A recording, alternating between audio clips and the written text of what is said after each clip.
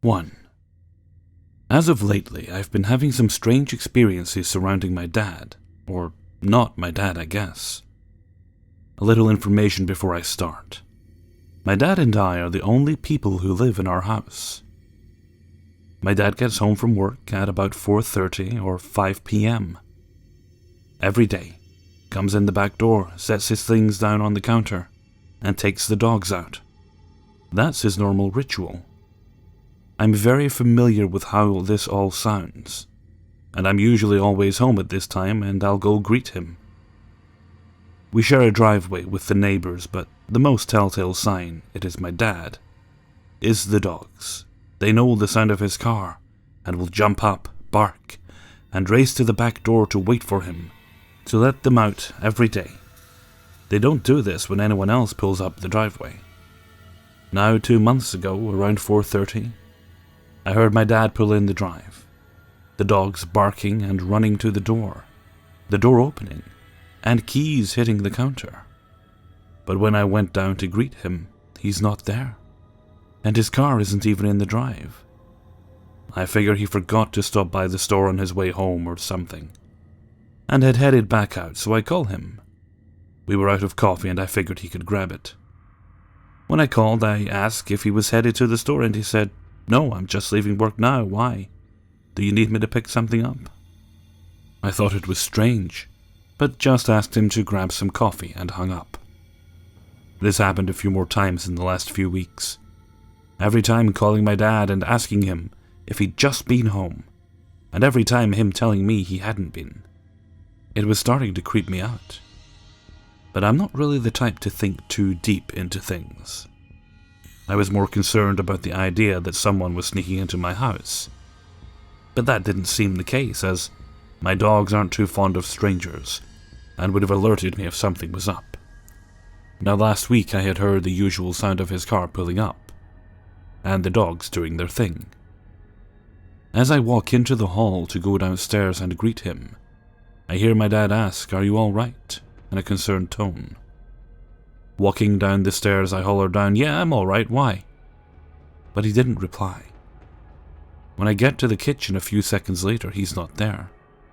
I open the door and I don't see him or his car. So I walk out and look down the driveway. No sign of him. Called him. He said he was at the gas station and hadn't been home. I'm not sure what has been going on, but now I'm realizing it's not just a fluke that I'm hearing my dad. But it's not my dad, or anyone else for that matter. I was hoping others might have experienced something similar, or have some ideas as to what this is, because I can't find any information to explain this. 2. Okay, this might be difficult to explain, but I'll do my best. Those of you who use Facebook know about the daily memories or on this day part of Facebook, where it shows you posts from the same day, going back a few years. Well, today I noticed I'd posted this. I'll copy-paste the exact post. Tabitha, April 10th, 2014, at 8:38 p.m. Creepy. At approximately 7:51 p.m. I closed my eyes and saw a tweet saying, "R.I.P. I won't say the name in case I'm a freak of nature." So I immediately emailed it to myself, so I had proof of time and so on. Weird thing is, I only know this person on Facebook, and he or she is one of those that I see posting all the time but never talk to, ever. So it's odd. I immediately remembered it when I read it and had an instant gut reaction. I felt sick to my stomach. Sometime last month, a Facebook friend with that name announced to everyone that he had been diagnosed with lymphoma. It seems now that I knew something was coming. I've made the post private because I don't know if he ever saw it 3 years ago. And now I'm afraid he'll see it and get scared because he's alive but fighting the cancer. We've actually interacted a lot more this year on Facebook than we used to. We knew each other through my networking for graphic design. I'm so worried that he's going to be gone by this time next year. I don't even know how to handle this, really.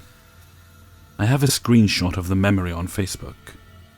I'm not sure I should screenshot his announcement about his disease. Although his posts are all set to be viewed by everyone, they aren't private. I just really feel like I needed to tell someone. I don't know what to think of this. My stomach is still turning. 3. I have never been curious about the paranormal, which is kinda changing now, since I am gaining a new perspective on the idea of paranormal events. Either way, unfortunate for young me. My family was notorious for attracting unexplainable events, and my sister was obsessed with trying to see ghosts and experience the paranormal. For most of my life, my family lived with my nana in a really old duplex. Not exactly sure how old. And apparently both my mom and sister had seen unexplained figures on several occasions. To get to the core of my story, when I was around 7 or 8, my mom, sister, and I were sitting in the living room watching TV before bed, when my grandma walks through the hall and into the kitchen. She was wearing the same dark blue nightgown she always wears to bed.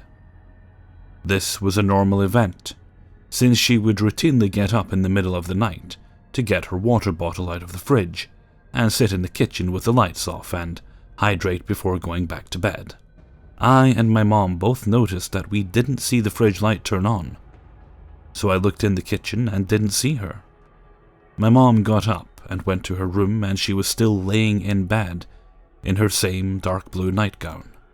My mom asked if she went to the kitchen, to which she replied no. That night I tried my hardest to go to bed before my sister and mom, so that I didn't have to be awake alone to hear the silence of the house.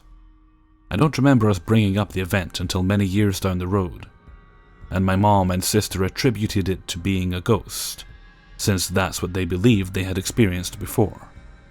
Since having been exposed to the idea of the multiverse theory, and reading all of your stories about glitches in the Matrix, what we call reality, I have recalled this experience and wondered what if this was just a glitch.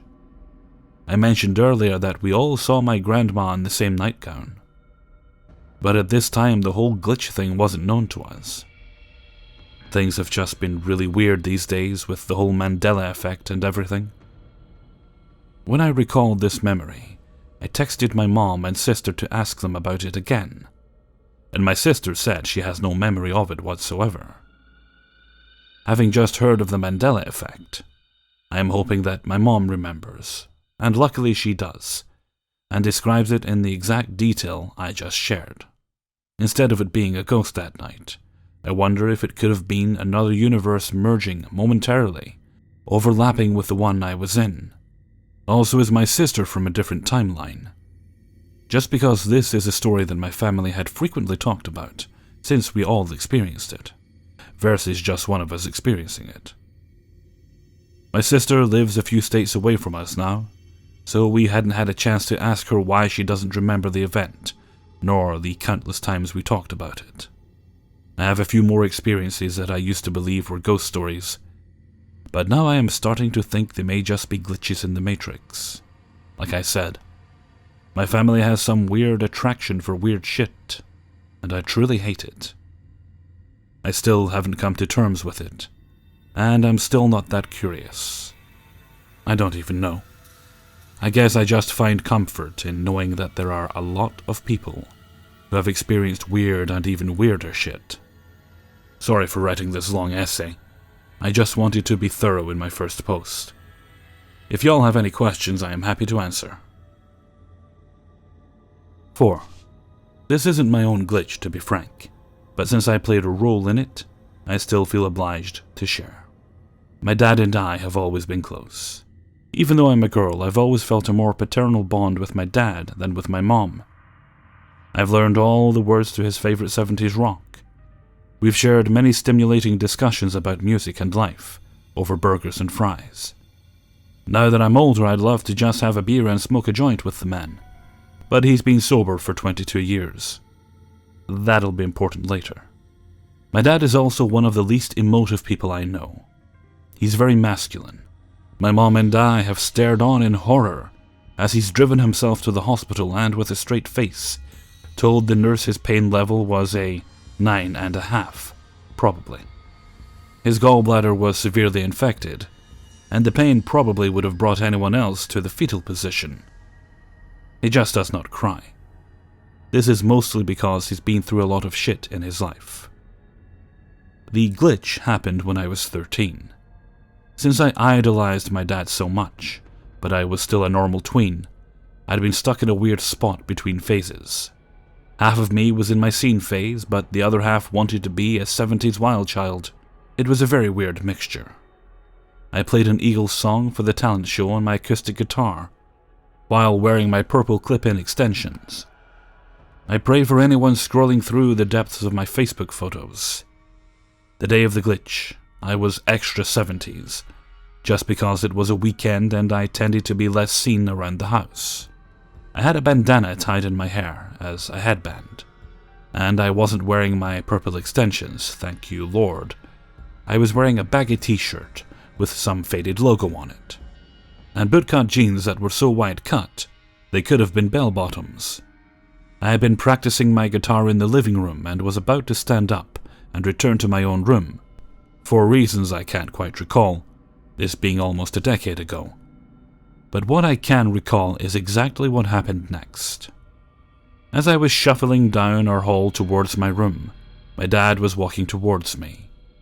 Normally his head was buried in his BlackBerry, but that day he just had a newspaper. About 4 feet away from each other, my dad looked up briefly and said, "Hi, Ann." Several things happened all at once, immediately after the words left his mouth. He dropped his newspaper in shock, turning ghost white, and mouth gaping like a fish. I was startled as 1, his voice was several pitches higher than normal. 2, I've never seen him emote so strongly in my life. And 3, my name wasn't Ann. Not even close. I was so startled that the word, "who?" came out of my mouth without even realizing it. I banged my guitar on the wall of the hallway, and I slipped backwards on the trailing hem of my 2 baggy jeans. My dad, a lumbering tree stump of a man, somehow caught both my arm and my guitar in a flash of reflexes. "Whoa," I remember saying, giggling nervously. "Lucky catch." "It wasn't," replied my dad, pale as a sheet. "Be more careful." This episode haunted me for years. To this day, I'd never seen my father so disturbed as he was in that moment. When I was 18, the summer before I left for college, I convinced myself to ask him what he saw. But I didn't even have to ask. Years of bonding almost brought him to know what I wanted to ask. We were sitting alone at one of our favorite burger joints, and the TV near us was set to the news, talking about a recent epidemic in heroin overdoses. "I think it's about time I told you about my older sister," he said. "I think you're old enough."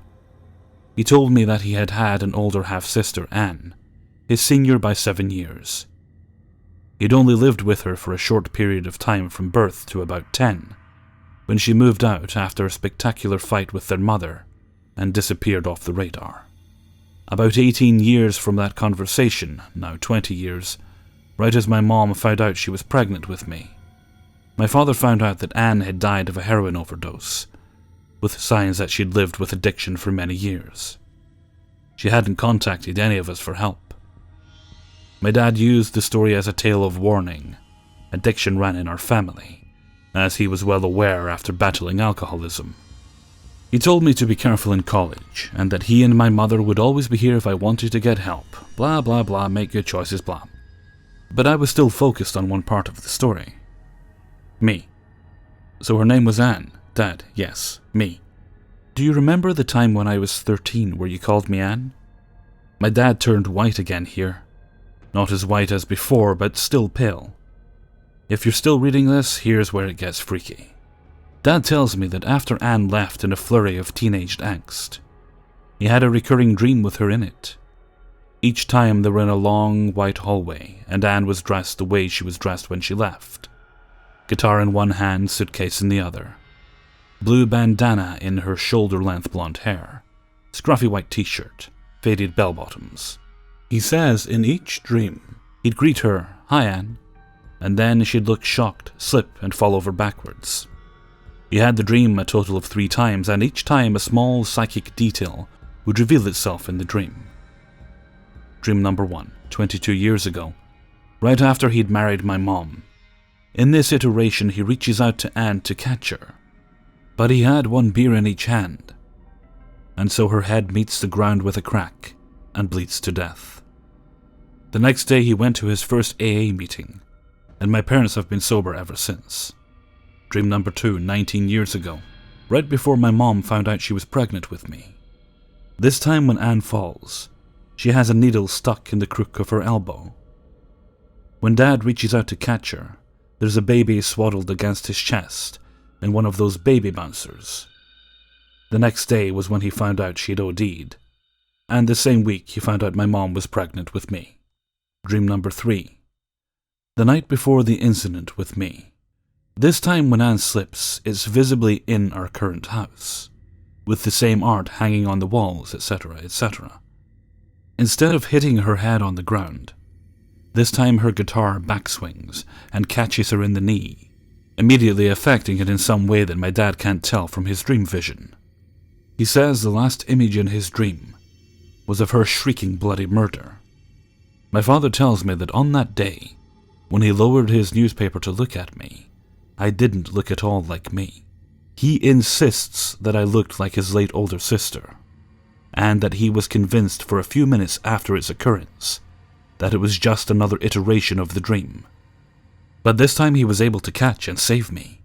He says as soon as he had caught my arm and my guitar, I morphed back into myself, saying, "Lucky catch." I didn't know what to tell him. He shrugged it off. 2 weeks after we had this mind-blowing conversation over burgers, I dislocated my knee while wrestling with a friend for the remote. When I was x-rayed, my doctor said he was surprised it hadn't happened sooner. I wasn't surprised, I was never an active kid. Apparently my right knee is very weak, and lots of things could have dislocated it. Like maybe my guitar back-swinging on me that fateful day. 5. I was sat in my living room with my laptop on my knee. I saw movement from the corner of my eye. I looked up and saw half a body going past the open door and down the hallway. By half a body, I mean I saw whatever it was mid-stride. So only saw one leg and not much of his body before his stride took him out of view. It was dressed exactly like how my ex-husband dressed, wearing his style of jeans and his exact slouch around the house at weekends scruffy t-shirt. I've not heard or seen anything from him for probably 10 years. Now, I'm not fazed by the fact that I saw it. Stranger things have happened to me. Far, far stranger. I'm wondering why I saw him in particular, and what caused it. My thoughts so far are, I don't believe in ghosts, but I do believe there are beings in a different dimension to us that can come and go at will and shapeshift into any form, so can reappear and act as ghosts, cryptids, doppelgangers, poltergeists, etc. But in this instance, it doesn't really make sense. A malevolent being would be more likely to scare the shit out of me like plenty of times previously. Also, you can tell when they are around as the atmosphere changes, and you get a really freaky feeling. This didn't happen. A benign being, I believe, probably wouldn't manifest at all in a form, though they may demonstrate in other ways that they are around. Like maybe in a helpful way to return a missing object to its place. A neutral being, I guess, could be mischievous, but I don't get why any of them would manifest as my ex, after years of me not even giving him a second thought. So my thoughts then turned to time slips. My ex has walked down that hallway thousands of times in the years we were together, so maybe, somehow, it was just a ripple from the past. I'm actually unsure I believe in time slips and time travel, as just thinking about it too deep gives me a brain explosion. Same with alternate universes, but I do love to read people's thoughts and theories on both subjects. So even though I don't really believe in alternate universes, it is the third explanation I came up with. Again, I got brain explosion thinking of the possibilities of it all. Maybe in an alternate universe we are still married, living here, and he was just walking down the hallway in his universe, minding his own business, and both universes merged for a split second. Or maybe in an alternate universe where we had split up, and I had moved out and he caught a glimpse of me, sat with my laptop as he passed, and went into the kitchen with a WTF face. Anyways, I thought I'd throw it out there and see what other folks think. Just because I believe in certain things and I'm unsure, and not believing in other stuff, doesn't make me right, so I'm up for any thoughts and theories. Hey everyone, Hellfreezer here, and thank you very much for listening to 5 True Glitch in the Matrix Stories 31. I don't know what it was about story number 4, but I had to take a few breaks recording it. I don't usually get affected by stories on a deeply emotional level. I can usually divorce myself from the events going on enough to concentrate on just doing the best job I can at narrating. But something about that just really, really touched me. I don't know why. I had to stop recording. Got through it in the end though, obviously, but still, weird. Okay, this will be Thursday this goes up, I think. Well, we're paranormal tomorrow, sorted for TIFU, and on Sunday I've got a few ideas, but if I can't get anything different, then I'll probably do more probably do more bad dates or something like that, or maybe more of the fast food and retail stories. But I'll have something interesting up for you. Okay, and with that I'm going to head off for now, before whatever that rumbling noise that I've been trying to avoid was. Thought it was an airplane at first, but it's too persistent for an airplane. It keeps showing up and then going away and showing up again. So I'm going to go and try and get more recording done before that starts up. So until next time, thank you very much for listening, and take very good care of yourselves.